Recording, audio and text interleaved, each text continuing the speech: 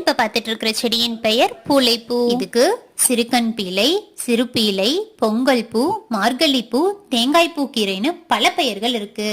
இந்த செடியோட இலைய கண்ணாகவும் அதை ஒட்டி வர பூவை கண்ணிலிருந்து வர பீலையாகவும் கற்பனை செஞ்சுதான் இதுக்கு சிறுகண் பீலைன்னு பெயர் வைத்ததா பெயர் காரணம் சொல்றாங்க. மார்கழி மாதங்கள்ல அதாவது பொங்கல் நெருங்குற சமயத்துல இந்த செடியில பூக்கள் பூக்கும்.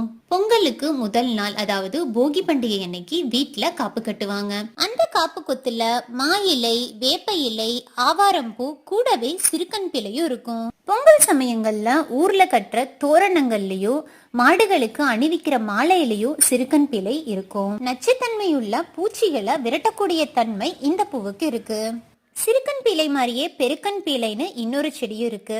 இது ரெண்டுமே சிறுநீரக கற்களை கரைக்கக்கூடிய தன்மையுடையது. அதை பத்தின வீடியோ நம்ம சேனல்ல ஆல்ரெடி நான் போஸ்ட் பண்ணிருக்கேன், செக் பண்ணி பாருங்க.